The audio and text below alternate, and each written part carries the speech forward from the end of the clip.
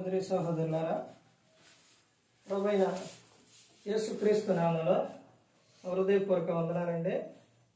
ముందుగా ఇంత మంచి సమయాన్ని ఇచ్చిన తండ్రి అయిన దేవునికి ప్రభువైన క్రీస్తు ద్వారా కృతజ్ఞతాస్తుతులు చెల్లిస్తున్నానండి.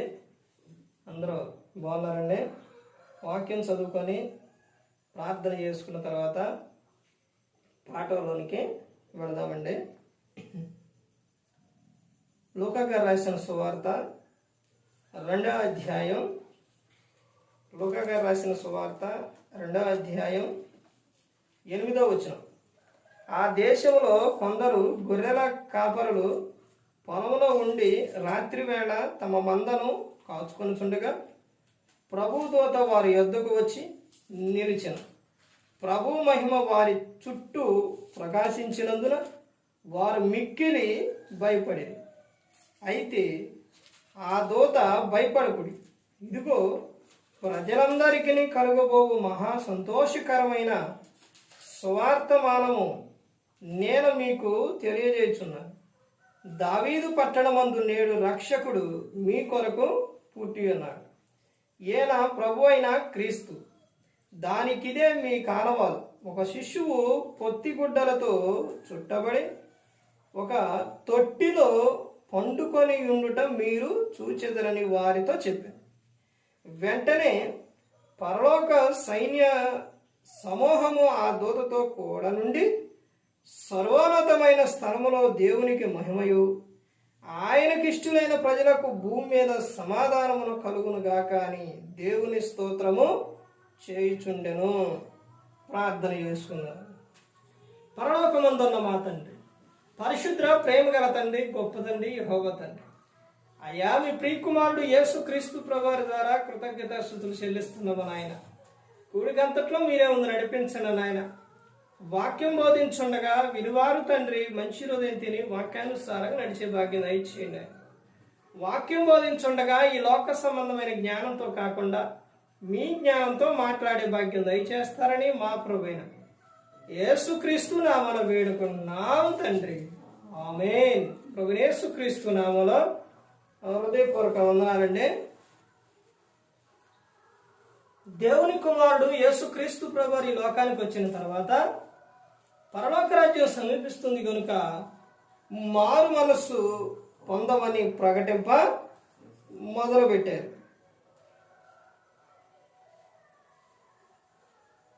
అంశం పాఠం పేరు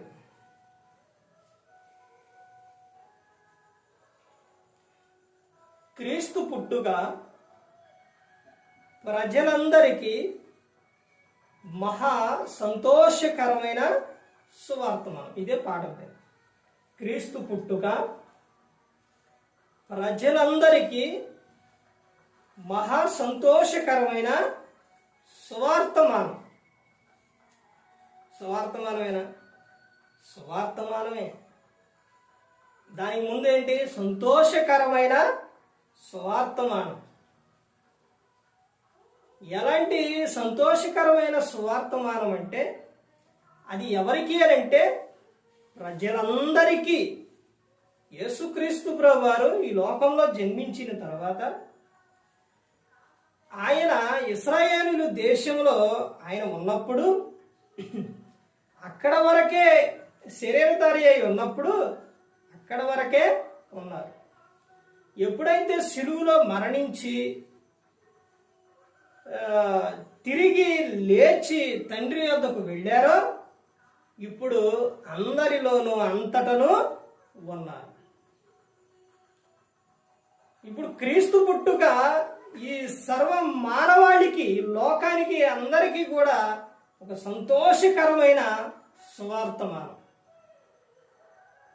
ఆయన పుట్టుక ఎలాంటిదేనంటే ఇక్కడ మనం ఇప్పుడు చదవబడిన ఈ విషయాల్లోని 2వ అధ్యాయం, లూకా సువార్త 2వ అధ్యాయం, ముందుగా మత్తయి సువార్త 1వ అధ్యాయం 18వ వచనం నుంచి కొన్ని వచనాలు, తర్వాత మత్తయి సువార్త 2వ అధ్యాయం తర్వాత లూకాసు వార్త 1వ అధ్యాయం, లూకాసు వార్త 2వ అధ్యాయం, ఈ అధ్యాయాల్లో చూస్తే క్రీస్తు పుట్టుక గురించి ఉంటుంది.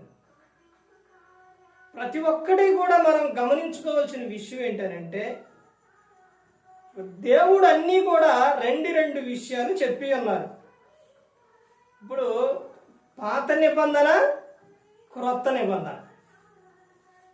పాత నిబంధన లేకుండా క్రొత్త నిబంధన లేదు, క్రొత్త నిబంధన లేకపోతే పరలోకం లేదు. మనిషి ప్రతి ఒక్కరూ కూడా తెలుసుకోవాల్సిన విషయం ఏంటంటే, క్రీస్తు పుట్టుకలో యేసుక్రీస్తు ప్రభువారు కన్యక గర్భవతి అయి కుమారుని కనును అని ప్రవచనం తండ్రి అయిన దేవుడు రాపించారు. ఇప్పుడు కుమారు బాబు చదివారు. యెషయా గ్రంథం 9వ అధ్యాయం 6వ వచనంలో మనకు ఏమనుగ్రహింపబడును? కుమారుడు అనుగ్రహింపబడును. అదే ఆ పుస్తకములోనే ప్రవచనం రాపించాను. కన్యక గర్భవతి అయి కుమారుణ్ణి కనును. ఆలోచించండి, కన్యక గర్భవతి అయి కుమారుని కనడం అంటే ఇప్పుడున్న లోకంలో ఎక్కువగా అంటే వివాహం కాకముందే పిల్లలు కనేవారు కూడా ఉన్నారు. దాని గురించి కాదు, అది వేరే.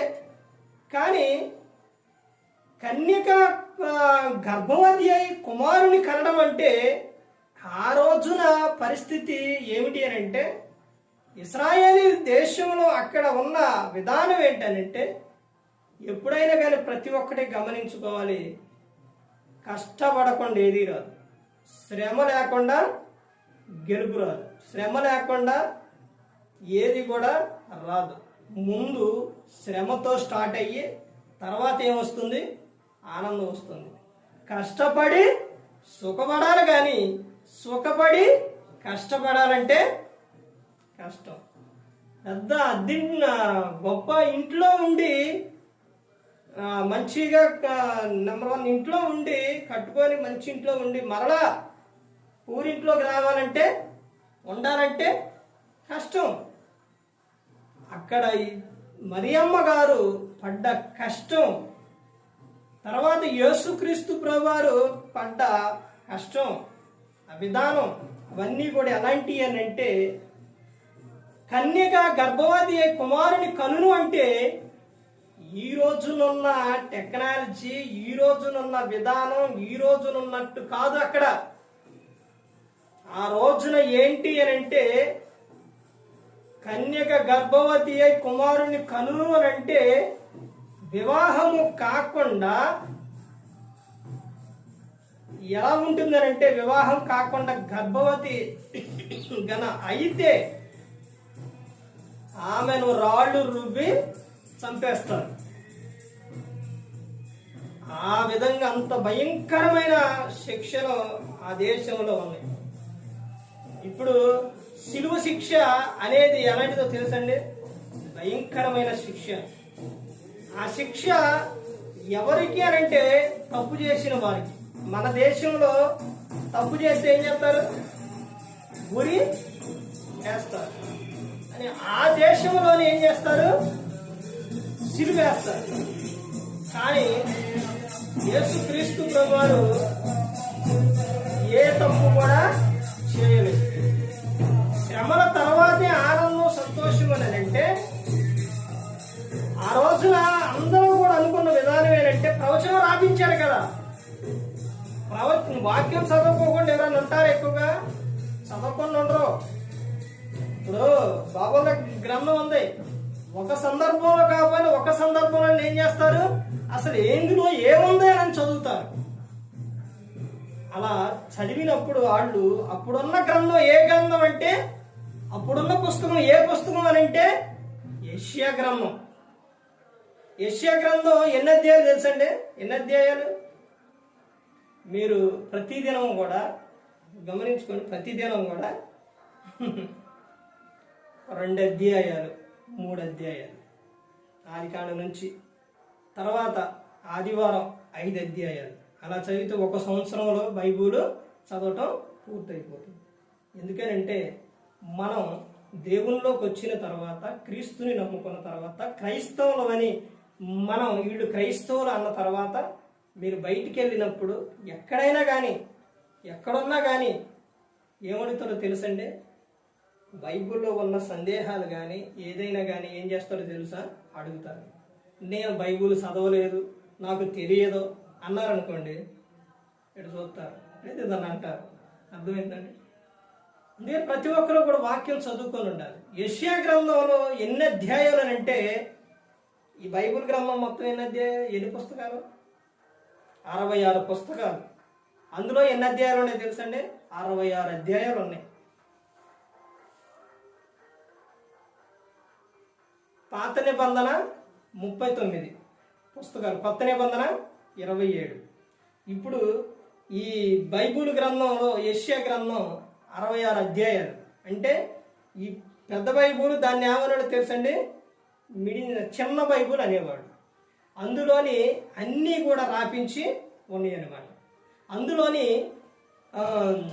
40 అధ్యాయాల నుంచి 40 అధ్యాయాలు యువతర క్రీస్తు పుట్టుక గురించి, ఆయన ఎలా వస్తారు ఈ లోకానికి అన్నదే ముందే రాపించి ఉన్నారు. ఇప్పుడు కన్యక గర్భవతి అయి కుమారుని కనును అన్నప్పుడు ఎంతో మంది స్త్రీలు ఆహాహాహా వాళ్ళకున్న ఆనందం ఏంటో తెలుసండి? స్త్రీకి ఒక ఆనందం ఏంటో తెలుసా? స్త్రీకి ఉండే ఆనందం ఏంటో తెలుసండి?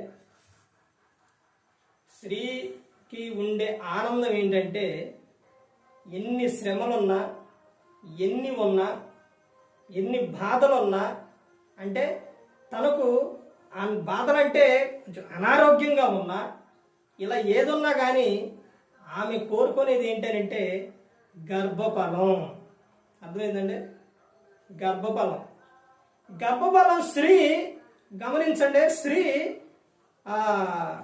గర్భం ధరించినప్పుడు రోజు రోజుకి ఏమవుతుందంటే, రోజు రోజుకి కడుపులో ఉన్న శిశువు ఏమవుతారు? బరువు పెరుగుతారు. కేజీలు బరువు పెరుగుతున్నప్పుడు ఆ తల్లికి కూడా ఎలా ఉంటుంది? తట్టుకోలేని బాధ. నాకెందుకులే, ఈ గర్భం నాకెందుకు, ఎందుకు నాకు వద్దులేనని పక్కన పెడితే తీపిచ్చుకుంటే ఈ భూమి మీద మనుషులు ఉంటారా? ఉండరు. స్త్రీ తన ప్రసవ వేదన, స్త్రీ తమ ఎలాంటి కష్టం అంటే, ఆ బాధ ఎలా ఉంటుందని అంటే, ఆమె గర్భం ధరించిన కానించి ఎన్నుంటాయో తెలుసండి? ఇప్పుడు అందరికీ ఇక్కడ ఉన్నా తెలుసు ఎలా ఉంటుందని అంటే, కొన్ని జాగ్రత్తలు తీసుకోవాలి. మందుల విషయాల్లో కానీ, లేకపోతే తినే విషయాల్లో కానీ, తర్వాత ప్రతి ఒక్క విషయంలో కూడా జాగ్రత్తలు తీసుకోవాలి. ఆ సమయంలోని ఆ కష్టాన్ని ఆ తల్లి ఏం చేస్తుందనంటే చాలా ఆనందంగా అనిపిస్తుంది. అంటే శిశువు పెరుగుతున్నప్పుడు బరువు ఉన్నా కానీ ఆ తల్లి ఏం చేస్తుందంటే ఆనందిస్తుంది. తర్వాత కనేటప్పుడు ఎలా ఉంటుందో తెలుసండి? కనేటప్పుడు ఎలా ఉంటుందని అంటే మహా బాధ, తట్టుకోలేని బాధ. ఒకవేళ కన్నా డెలివరీ అయినా, ఆపరేషన్ అయినా, ఏదైనా కానీ బాధే. కానీ ఆ బాధ అంతా కూడా ఆ బిడ్డను చూసినప్పుడు ఏమైపోతుంది? ఆ వైపు స్వాతి పాప పుట్టింది. పుట్టిన తర్వాత తల్లి ప్రేమ ఎలా ఉంటుంది అంటే, ఇప్పుడు చెప్తున్న విషయం ఎందుకు చెప్తున్నాను ఇదంతానంటే, నీకు మన క్రీస్తు పుట్టుక మహా సంతోషకరమైన సువార్తమానం. దాని వెనుక ఉన్న ఆ సువార్తమానం సంతోషకరమైన సువార్తమానం వెనుక ఉన్న బాధ ఎలాంటిదని అంటే, ఈ రోజున మనిషికి అర్థం కావట్లా. ఆమెకి వైపుకి పాప పుట్టిన తర్వాత కేజీ తక్కువ పుట్టిందని ఆ బాక్స్లో పెడితే 1 రోజు అయిపోయింది, 2 రోజులు అయిపోయింది, 3 రోజులు అయిపోయింది. తర్వాత నుంచి ఇక ఏం మొదలైందో తెలుసండి? ఏడుపు మొదలయ్యింది. ఎవరికి? తల్లికి. ఎందుకు? అన్ని నెలలు మోసి కన్న బిడ్డ తల్లి దగ్గర రాకపోతే ఎలా ఉంటుంది? కనపడకపోతే, కనపడ్డ లేకపోతే ఎలా ఉంటుంది? అందరూ తల్లులు పాలిస్తుంటే, అందరూ తల్లులు దగ్గర పిల్లలు ఉన్నప్పుడు తల్లి దగ్గర లేకపోతే ఎలా ఉంటుంది? బాధ కలుగుతుంది. అలాంటి బాధ అర్థమైందండి. అక్కడున్న విధానం ఏంటంటే, ఇశ్రాయేలు దేశంలో కన్యక గర్భవతి అయితే ఏం చేస్తారు? చంపేస్తారు. అయినా కానీ అసలు వాళ్ళు ఏమనుకున్నారో తెలుసండి. అసలు స్త్రీకి అసలు అంత సంతోషం ఏంటండి? అసలు మహా సంతోషం. పిల్లలంటే ఏమనుకున్నారు తెలుసండి? వాళ్ళందరూ ఏమనుకుంటారు తెలుసండి?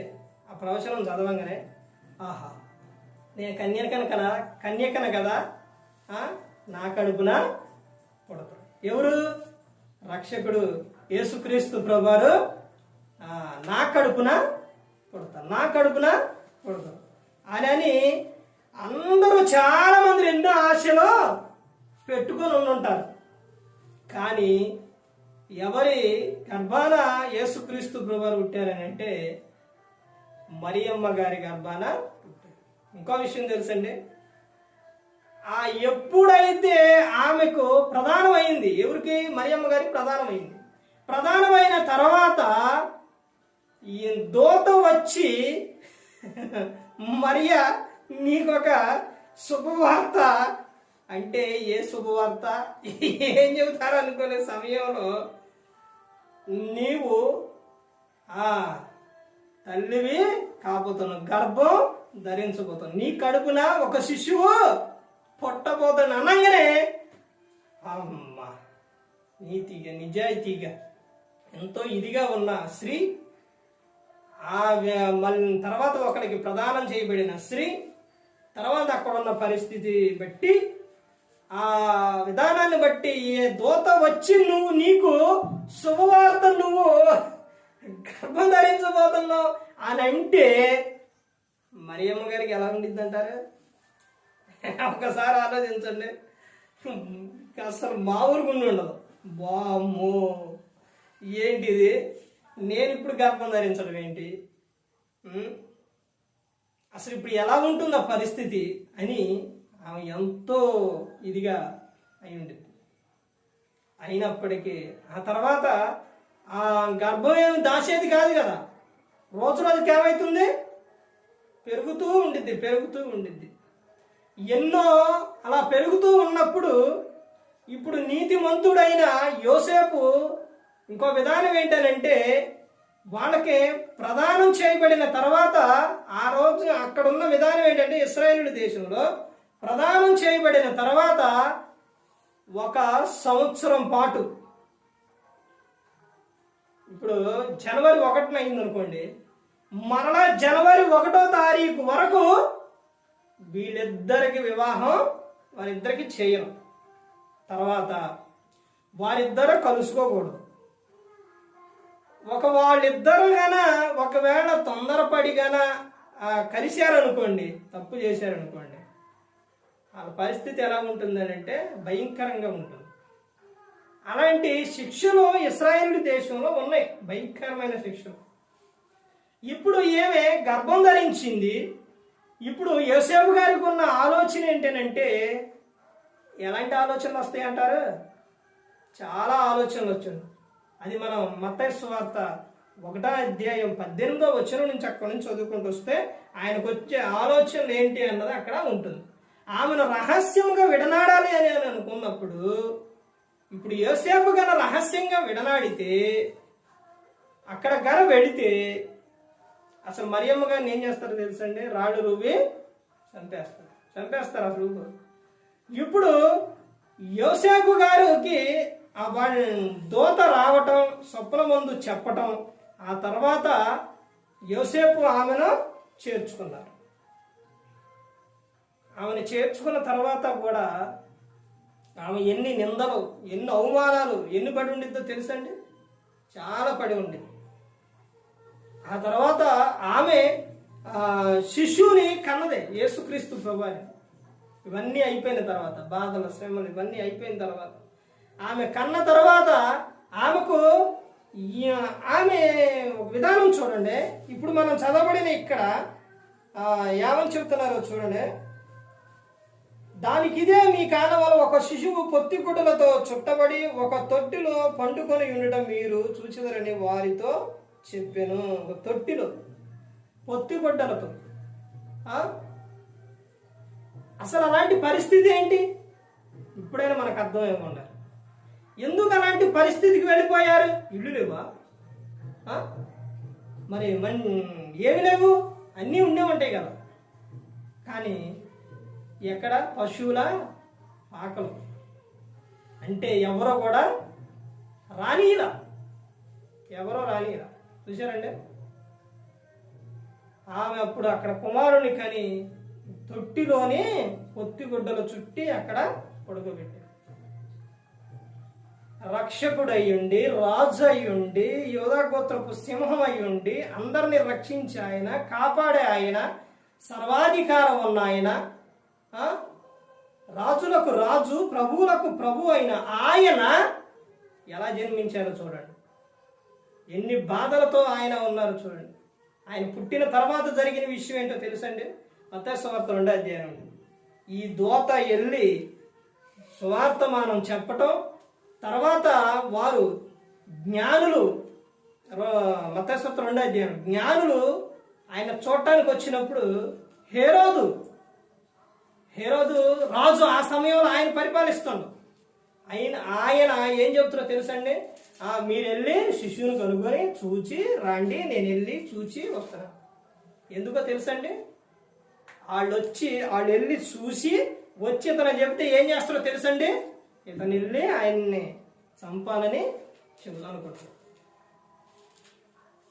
అసలు చూడండి, ఆయన పుట్టుకలోని, ఆయన శ్రమలో ఇవన్నీ కూడా ఏ విధంగా ఉన్నాయో చూడండి. ఇవన్నీ కూడా ప్రతి ఒక్కరూ కూడా గమనించుకోండి, తెలుసుకోండి. నా కొరకు యేసుక్రీస్తు ప్రభువు ఈ లోకంలో జన్మించి ఉన్నారు, ఈ లోకానికి వచ్చి ఉన్నారు. ఆయన వచ్చినప్పుడు, ఆయన పుట్టేటప్పుడు, ఆయన పుట్టిన తర్వాత ఎన్ని శ్రమలు ఉన్నాయి, ఎన్ని బాధలు ఉన్నాయి. తర్వాత ఆయన పెరుగుతున్న తర్వాత ఎన్ని నిందలు, అవమానాలు, తర్వాత శిలువ, తర్వాత కొట్టడం, ఇవన్నీ ఎన్నెన్ని బాధలు ఎన్ని అనుభవించాడు యేసుక్రీస్తు ప్రభువారు. ఇవన్నీ మనుషులకు ఏమీ కూడా గుర్తు రావట్లేదు. కానీ క్రీస్తు పుట్టుకలో ఉన్న పరమార్థం, క్రీస్తు పుట్టుకలో ఉన్న అర్థం ఈ రోజున మనిషి తెలుసుకోకుండా ఏం చేస్తున్నారు? సంబరాలు చేస్తున్నారు. కానీ ఈయన పుట్టుకలోనే ఈయన పడ్డ విధానం, ఆ తల్లి కానీ, వాళ్ళు కానీ, తర్వాత యేసుక్రీస్తు ప్రభువారు కానీ, వాళ్ళు పడ్డ బాధ చూశారండి. కానీ ఈ రోజున మనిషి ఏం చేస్తున్నాడనంటే, క్రీస్తు యొద్దకు వచ్చి ఆయన సొంత రక్షకునికి అంగీకరించి, ఒకరికి క్రీస్తుని గురించి చెబుదాము, ఒకరిని రక్షిస్తాము, క్రీస్తులోనే ఉందాము, మన కోసం ప్రాణం పెట్టారు, ఆయన అల్లరికి కర్తగాడని తెలుసుకోవట్లేదు ప్రతి ఒక్కరు కూడా. కానీ ఈ రోజున ఏం సంబరాలు చేస్తున్నారనంటే, క్రీస్తు పుట్టుకతోని క్రీస్తు పుట్టారు. కానీ ఆయన ఎందుకు పుట్టారు, ఎందుకు వచ్చారు, ఆయన ఏది సంతోషకరమైన సువార్తమానం, ప్రజలందరికీ మహా సంతోషకరమైన సువార్తమానం అని దూత చెప్పి ఉన్నది. అంటే మనిషికి ఎక్కడుందో సంతోషం, ఎక్కడుందో ఆనందం అని అంటే క్రీస్తులోనే ఉంది ఆనందం. కానీ ఆయన పుట్టడం సంతోషకరమైన సువార్తమానం ఏంటంటే, నశించిపోతున్న వారిని వెతికి రక్షించడానికి వచ్చారు, అపవాది క్రియలను లయపరచడానికి వచ్చారు, ప్రతి ఒక్కరిని రక్షించి ఈ లోకం విడిచిన తర్వాత పరలోకం చేర్చడానికి యేసుక్రీస్తు ప్రభువు ఈ లోకానికి వచ్చారు. కానీ మనిషి ఎలా చేస్తున్నారంటే, ఎలా ఆలోచిస్తున్నారనంటే, ఇదిగో యేసుక్రీస్తు ప్రభువారు ఆయన పుట్టారు కాబట్టి మనం ఏం చేయాలి? సంబరాలు చేయాలి. ఎలా సంబరాలు చేయాలి? డ్యాన్సులు వేయాలి, లేకపోతే విందులు, వినోదాలు, ఇవన్నీ ఎన్నెన్నో రకరకాలుగా క్రీస్తు పేరున ఈ రోజున భయంకరంగా చేసేస్తున్నారు. భయంకరంగా.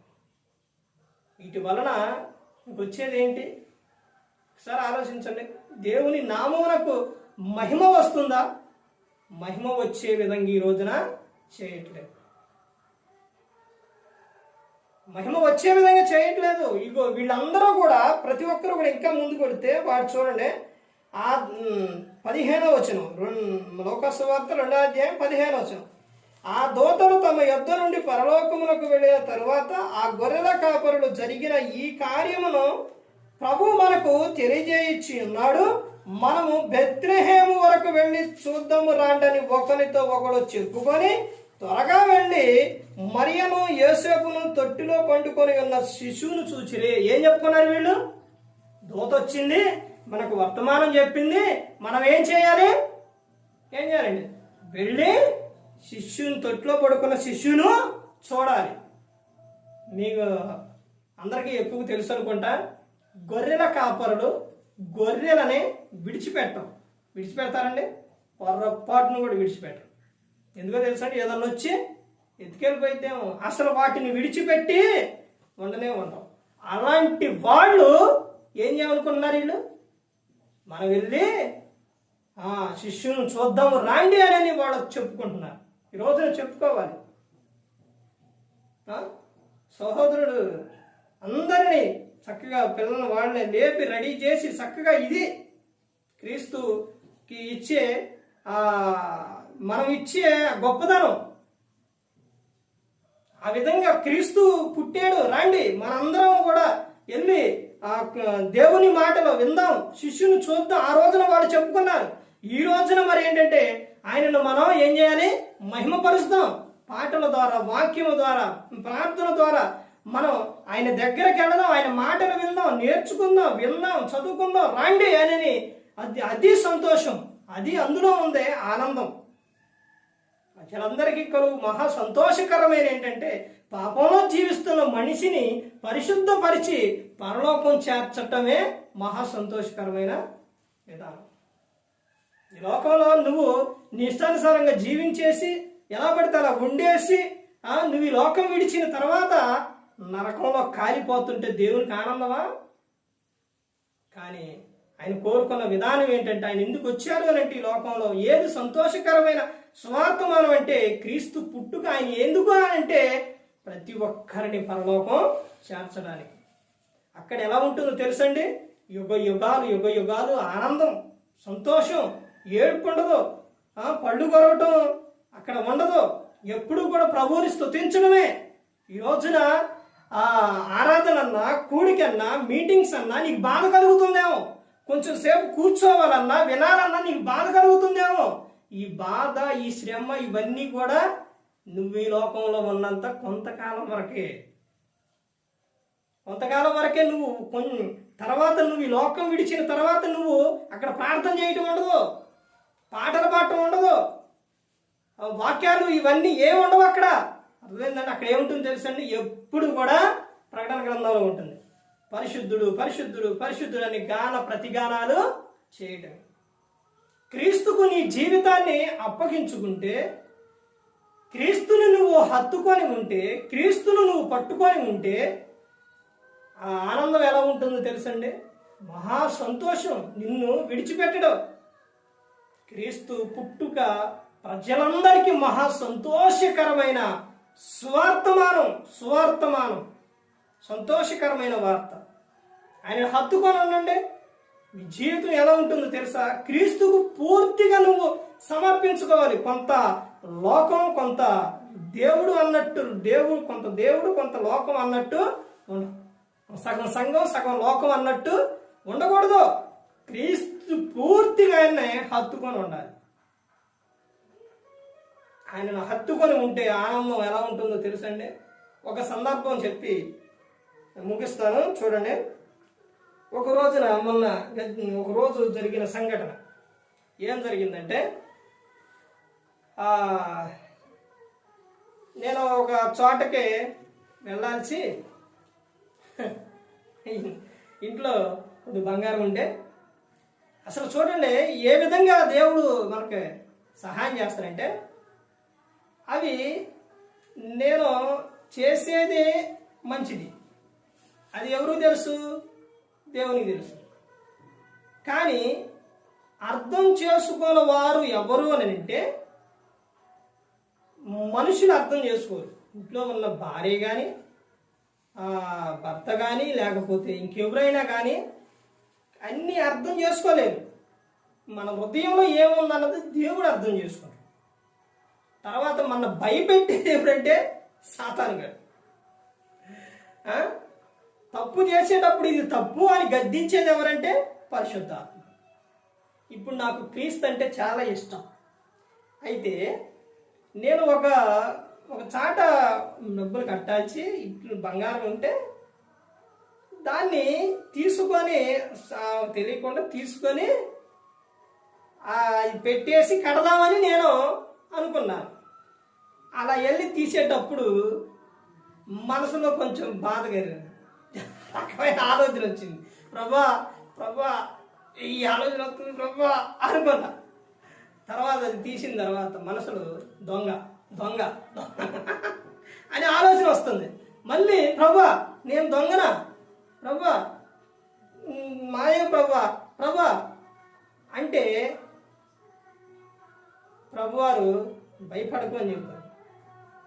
మరణ ఆలోచన వస్తుంది, దొంగతనం చేసిన దొంగ అంటే దాన్ని తీసుకెళ్ళి వేరే చాటు పెడితే దొంగ అంటే ప్రభా అంటే అప్పుడు ప్రభువారు నువ్వు అసలు ఇవన్నీ వద్దు, నీకు దాని సంగతి అలా ఉంచి నేను నీకు ఒక ఆలోచన ఇస్తా, ఆలోచన ప్రకారంగా నువ్వు ఫోన్ చేయనప్పుడు వేరే వాళ్ళకి ఫోన్ చేస్తే ఆలోచన ఇచ్చిన ఆయన నేను అనుకున్నా దేవుడు ఆలోచన ఇచ్చిండు. సరే ఆయన సైన్ చేయబోతే ఏనా ప్రభా మొన్న అడిగితే నేను లేవు అన్న ప్రభా అనుకున్నా. అది కాదు చెయ్యి అన్నప్పుడు అతనికి చేస్తే అతడు అన్నా అకౌంట్లో అయితే దగ్గర లేవు కానీ అందులోనే కార్డు ఉందన్న, బిజినెస్ స్కాన్ అవి పెట్టి అన్న నేను మీకు మీరు అడిగినా చేస్తాను అని చెప్పాడు. తర్వాత దాన్ని ఆ రోజున ప్రభువారు చెప్పారు కదా, చేశాను. చేసిన తర్వాత ఓకే అయింది. అయిన తర్వాత మరి దాని వెనక ఎంతో కొంత ఏముండిద్ది కొంచెమైనా శ్రమ ఉండేది. అది మనం ఏం చేయాలి? దాన్ని తట్టుకోవాలి, దాన్ని ఓర్చుకోవాలి, దాన్ని ఓపికతో చేయాలి, అప్పుడు ముందుకెళ్ళాలి. అలా వెళ్ళినప్పుడు అది ఏమైంది? సక్సెస్ అయింది. ప్రభువారు చెప్పారు, దేవుడు చేస్తారు, సహాయం చేస్తారు. కానీ మరి ఇంకొకరు ఉండగా, ఇప్పుడు ప్రభువారు మన కాపాడుతారు, రక్షిస్తారు, సహాయం చేస్తారు. దాన్ని చెడగొట్టడానికి ఒకడు ఎవడు? సాతాను గారు. మరి ఆడు పెడతారుగా. ఆడు పెట్టిన ఉర్లుగా ఆ రోజున ఎంత టెన్షన్ పడ్డానంటే, అయినా కానీ సహాయం ఎవరు చేశారు? ప్రభువు చేశారు. కాబట్టి అది ఏమైంది? సక్సెస్ అయింది. ఇప్పుడు ఆయనతో ఇక సహవాసం ఎలా ఉంటుందని అంటే, ఇప్పుడు ఇక మనం ఆయన్ని హత్తుకొని ఉన్నప్పుడు ఆయన విడిచిపెట్టడం. ఇప్పుడు నాకు ఈ సాతాను గాడు కొంచెం శ్రమ పెట్టింది కాబట్టి, బాధ వచ్చింది కాబట్టి, ఇదంతా అనవసరం, వద్దు, అసలు ఇది వద్దు, నేను చెయ్యను, వద్దు, నాకు వద్దు అని గన చేయకుండా వెనక్కి తిరిగి వచ్చేసాను అనుకో అండి, ఏమైపోయింది? ఆడికి భయపడ్డట్టుండింది. కానీ దేవుడు ఏమని చెప్పిండు? నేను నీకు సహాయం చేస్తా, నేను చెప్పిన చాటుకు వెళ్ళు, నేను చెప్పింది చెయ్యి అని అన్నప్పుడు అక్కడ శ్రమ వచ్చినా ఏదొచ్చినా కానీ మనం ఓర్చుకున్నప్పుడు అది ఏమవుతుంది? సక్సెస్ అవుతుంది. ఇది మనిషి గమనించలేకపోతుండవు. ఏంటి నా పరిస్థితి ఏంటి ఇలా అయిపోతుంది, నా పరిస్థితి ఎందుకు ఇలా అవుతుంది అన్నప్పుడు నువ్వు ప్రభువుకు ప్రార్థన చేస్తే ప్రభు ఏం చేస్తారో సహాయం చేస్తారు. అసలు ఎటువంటి పరిస్థితుల్లో కూడా వదిలిపెట్టకూడదండి, ఎటువంటి పరిస్థితుల్లో వదిలిపెట్టకూడదు. దెయ్యం గాడు నీకు ఎన్నో విధాలుగా శ్రమలో బాధలు ఇవన్నీ వచ్చినా వదిలిపెట్టకూడదు. ఉదాహరణకు ఎవరు తెలుసండి? బైబిల్ గ్రంథంలో ఉన్నారు. ఎవరో? యోబు గారు. ఇప్పుడు క్రీస్తు పుట్టుక సంతోషకరమైన సువార్తమానం అంటే ఆయన మనకు చేసే సహాయంలో ఏ విధంగా ఉంటుందో చెప్తున్నారు. సంతోషం ఎలా ఉంటుంది, ఆనందం ఎలా ఉంటుంది. యోబు గారికి ఆయన చాలా నీతిగా ఉన్నారు, చాలా దేవుని యందు భయభక్తులు కలిగి ఉన్నప్పుడు ఆయనకు మొత్తం కూడా ఏమైపోయింది, పిల్లలు పోయారు, ఆస్తి పోయింది, అన్నీ పోయింది, మొత్తం పోయింది. పోయిన తర్వాత ఇప్పుడు ఆయన ఏం చెప్పుకుంటాడు, ఏం చెప్పుండో తెలుసండి? వెంటనే బట్టలు చింపుకొని, చింపుకుంటావా ప్రభా, నిన్ను దూషిస్తున్నావు, సాతాను ఏడ ఉండడు, పక్కనే ఉండడు. ప్రభా ఇప్పుడు చూడు నిన్ను దూషిస్తున్నావు అంటే యోబు గారు ఏం చేసిందంటే చింపుకొని సాష్టాంగపడి, యెహోవా ఇచ్చెను, యెహోవా తీసుకొనెను, దేవుని నామమునకే మహిమ కలుగును గాక అంట. సాతాను గడి చచ్చిపోయాడు ఆ మాట అనగానే. తర్వాత భార్య వచ్చింది, భార్య వచ్చి ఏమన్నా ఇంకా మొత్తం పోయింది, నీకేమో ఏమొచ్చింది, వ్యాధి, రోగం వచ్చింది, అంటే నీకు కురుపులతో వీటితో బాధపడుతున్నావు, అంతా పోయిందిగా, దేవుణ్ణి దూషించి మరణం కమ్ము అని భార్య చెబుతుంది.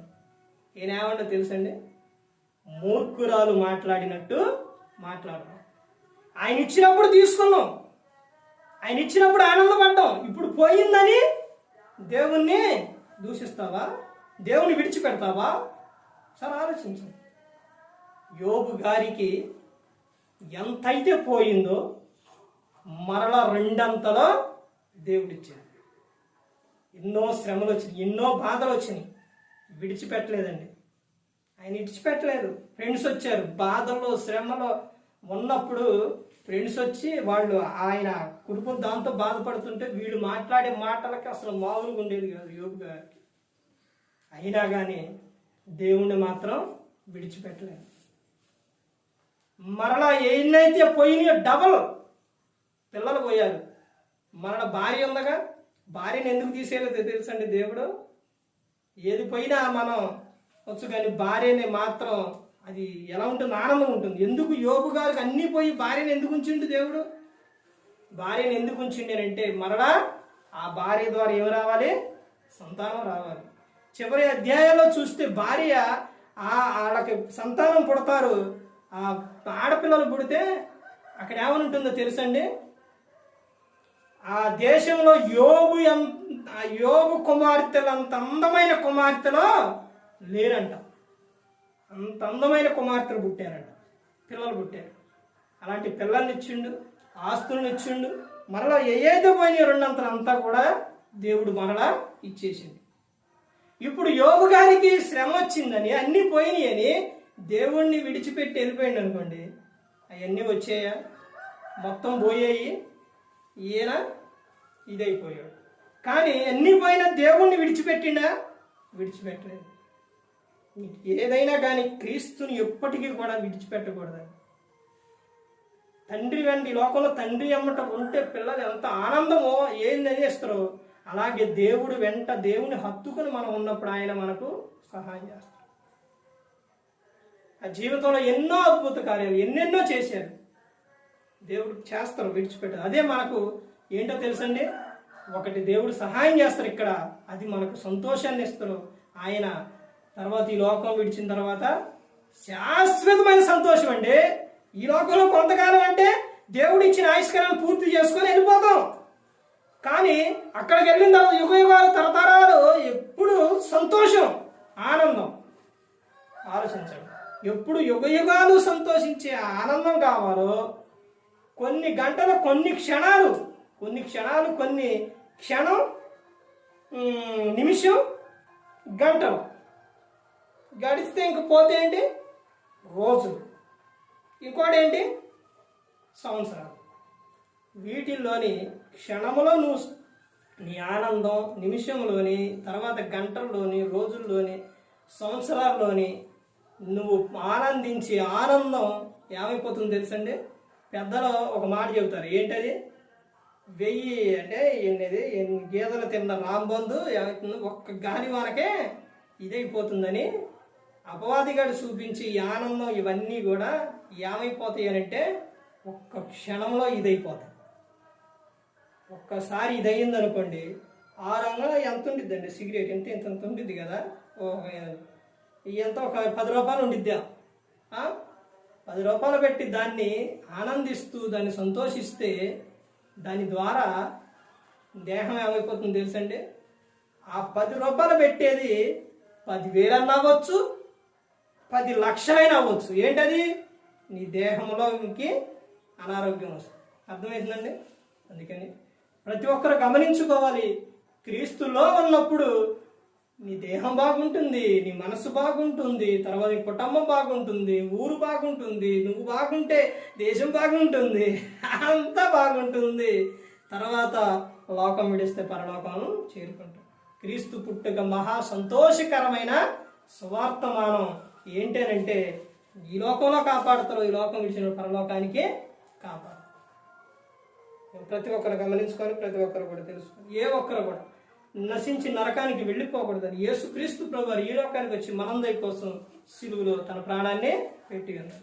ప్రతి ఒక్కరు కూడా దేవుని యందు భయభక్తులు కలిగి పరిశుద్ధాత్మ మాట వింటూ హృదయశుద్ధిని కాపాడుకుంటూ క్రీస్తుని పోలి నడుచుకున్నప్పుడు ఈ లోకం విడిచినప్పుడు పరలోకానికి చేరుకుంటాం. మరి ఈ విధంగా నిలబెట్టి మాట్లాడించిన తండ్రి అయిన దేవునికి కృతజ్ఞతాస్తుతులు చెల్లిస్తూ ఇంతవరకు శ్రద్ధగా ఉన్న మీకు ప్రభు పేరున హృదయపూర్వక వందనాలు చెల్లిస్తూ ఈ మాటలు ముగిస్తున్న అందరికీ వందనాలు.